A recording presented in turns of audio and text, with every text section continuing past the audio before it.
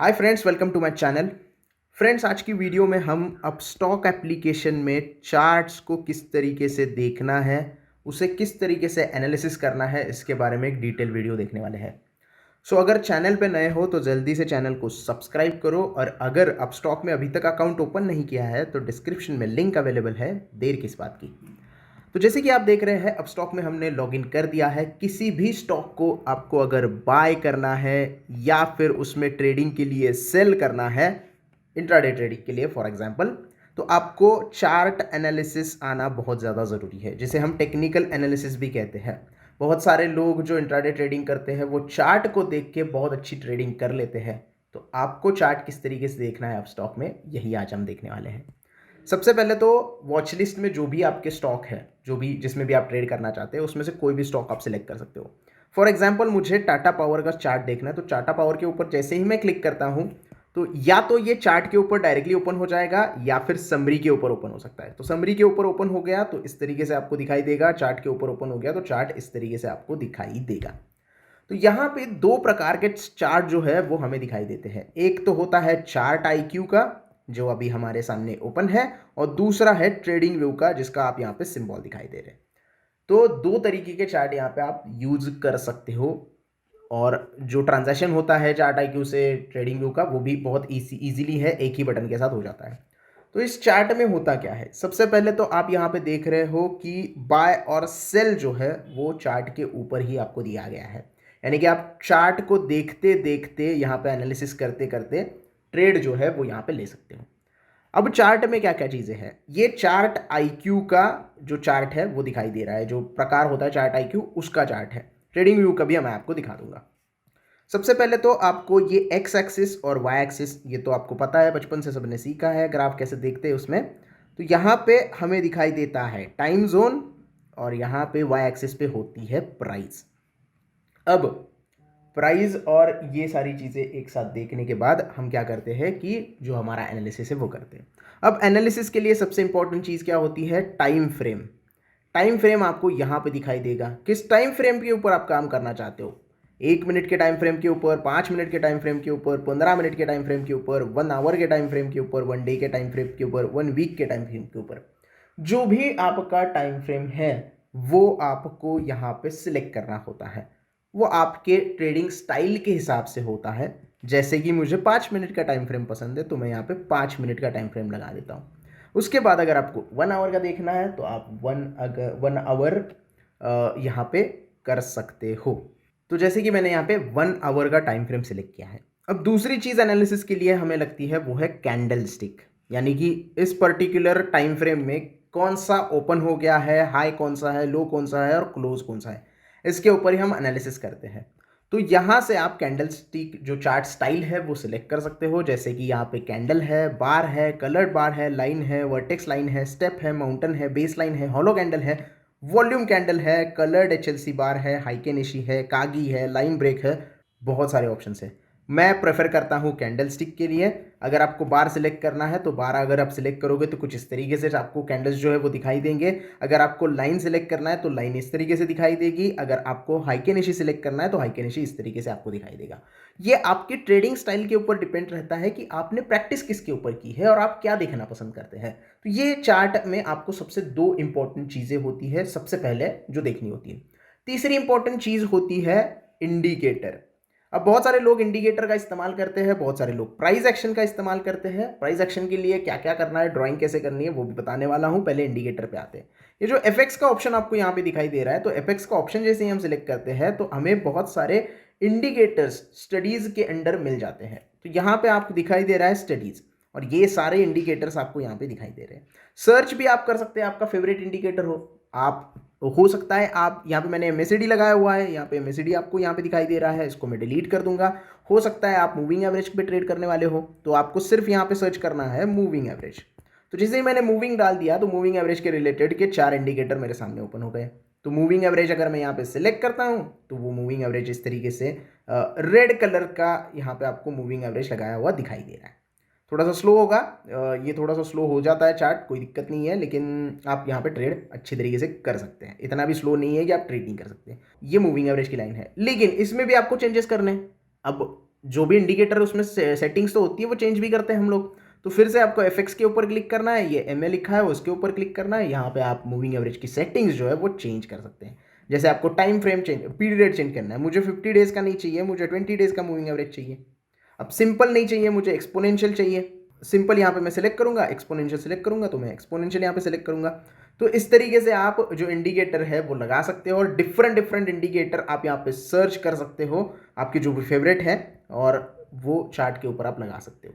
जैसे ADX लगाना है, एटीयर बैंड लगाना है, तो एटीयर बैंड मैंने यहाँ पे लगा दिया तो इस तरीके के इंडिकेटर लग गया। तो इस तरीके से आप इंडिकेटर लगा सकते हैं। अब आते हैं स्टार मार्क के ऊपर। ये स्टार मार्क क्या है भाई? अगर आपको ये पर्टिकुलर जो व्यू है चार्ट का वो सेव करना है तो आप यहाँ पे सेव व्यू कह सकते हो और उसको एक नाम दे सकते हो, जो भी आपको नाम देना है। जैसे मैंने DCF कुछ भी नाम दे दिया यहाँ पे, तो ये चार्ट का जो व्यू है वो यहाँ पे सिलेक्ट हो गया। अब नेक्स्ट टाइम जब आप ओपन करोगे तो ये DCF सिलेक्ट करोगे तो ये टाटा पावर के ऊपर यही दो इंडिकेटर लगे हुए आ जाएंगे। ये तो हो गया पूरा सेविंग का मामला और ये सारी चीज़ें। अब एक और चीज़ मैंने आपको बतानी थी, ये जो आपको एरो दिया गया है ये चार्ट को बड़ा करने के लिए दिया गया है। इस तरीके से चार्ट यहाँ पे बड़ा हो जाएगा, थोड़ा टाइम लग सकता है। अब ये देखो चार्ट पूरा बड़ा हो गया। चार्ट बड़ा करने के बाद आपको बाय और सेल का यहाँ पे ऑप्शन नहीं दिखाई देता क्योंकि एनलार्ज कर दिया है हमने इसको। अब यहाँ पे नीचे आपको 1 day, 5 day, 1 month, 6 month, 1 year, 5 year दिखाई दे रहा है। तो यहाँ से आप डायरेक्टली टाइम फ्रेम के ऊपर जा सकते हो। जैसे मैंने 1 डे के ऊपर चला गया तो ये डायरेक्टली 1 डे का चार्ट दिखाई दे दिया। 1 मंथ को सिलेक्ट किया तो ये मंथ, 1 महीने का पूरा चार्ट मुझे यहाँ पे दिखाई दे दिया। 1 ईयर का सिलेक्ट किया तो 1 साल का पूरा डेटा दिखाई दे दिया, और 5 साल सिलेक्ट किया तो 5 साल का पूरा डेटा सिलेक्ट कर दिया। अब अगर आप नीचे से चेंज करते हो तो यहाँ पे टाइम फ्रेम अपने आप चेंज हो जाता है, फिर आपको यहाँ पे फिर से चेंज करना पड़ेगा, तो ये थोड़ा आपको मेहनत करनी पड़ेगी। उसके बाद हम आते हैं, ये जो हमें दिया गया है ये ड्रॉ का ऑप्शन। यहाँ पे ये जो ड्रॉ का ऑप्शन दिया गया है, ये एडिट का जो पेंसिल टाइप है, इसके ऊपर आप क्लिक करोगे तो यहाँ पे सिलेक्ट टूल आ जाएगा। अब जो भी लोग प्राइस एक्शन पे ट्रेड करते हो, जिनको इंडिकेटर से कोई लेना देना नहीं है, जो सपोर्ट रेजिस्टेंस ड्रॉ करते हैं या फिर ट्रेंड लाइन ड्रॉ करके सारी चीज़ें करते हैं, उनके लिए ये टूल्स जो है वो काफ़ी अच्छे तरीके से काम करेंगे। अगर आप कॉल आउट देना चाहते हैं, एवरेज लाइन निकालना चाहते हैं, चैनल करना चाहते हैं, क्रॉस लाइन देखना चाहते हैं, या फिर फिबोनाची रिट्रेसमेंट देखना चाहते हैं, तो इस टूल का इस्तेमाल आप कर सकते हो। इसमें आप डिलीट का बटन भी है, पीछे जाने का बटन भी है और मैग्नेट का बटन भी है, तो ये आप यूज़ कर सकते हो जो भी आपको करना है। स्केल के ऊपर क्लिक करोगे तो वो सारी चीज़ें आपको मिल जाएगी। ऑल के ऊपर क्लिक करोगे तो यहाँ पे आपको all, favourite, text, statistics, technicals, Fibonacci, marking, line, ये डिफरेंट डिफरेंट ऑप्शन मिल जाते हैं। इनमें से जो भी ऑप्शन आपको सिलेक्ट करना है वो टूल आपके सामने ओपन हो जाएगा। जैसे मैं यहाँ पे लाइन सेलेक्ट करता हूँ तो चैनल अगर मुझे निकालना है, हॉरिजॉन्टल लाइन निकालनी है, तो मैं इसकी मदद से कर सकता हूँ। मैं थोड़े से ये इंडिकेटर को डिलीट कर देता हूँ ताकि हम आपको ये जो टूल्स है उसका यूज़ करना दिखा सकें। सिलेक्ट टूल्स में हम जाएंगे लाइंस के ऊपर। अब मुझे यहाँ पे लाइन खींचनी है तो ये देख सकते हैं आप, क्रॉस आ गया। इसको आप सिर्फ डबल क्लिक करोगे तो आपके सामने ये लाइन जो है वो ओपन हो जाएगी। इस तरीके से आपको डबल क्लिक करना है। ये देखिए ये लाइन जो है वो यहाँ पे हमने ड्रॉ कर दी। तो इस तरीके से आप ये टूल्स का इस्तेमाल कर सकते हो और आराम से इसका कलर वगैरह भी चेंज कर सकते हो और बाकी सारी चीज़ें भी कर सकते हो। अब आपको अगर ये चार्ट जैसे कि वर्टिकल दिखाई दे रहा है तो आपको वर्टिकल नहीं देखना है तो आप इस बटन से उसको हॉरिजॉन्टल भी कर सकते हो। जैसे कि मैंने कर दिया, ये हॉरिजॉन्टल हो गया। ये थोड़ा सा अजीब सा लग रहा होगा आपको, लेकिन इस तरीके से आप हॉरिजॉन्टल करके भी बड़ा करके चार्ट का एनालिसिस कर सकते हैं। ये फिर से हम उसको वर्टिकल कर देते हैं ताकि कोई दिक्कत ना आए।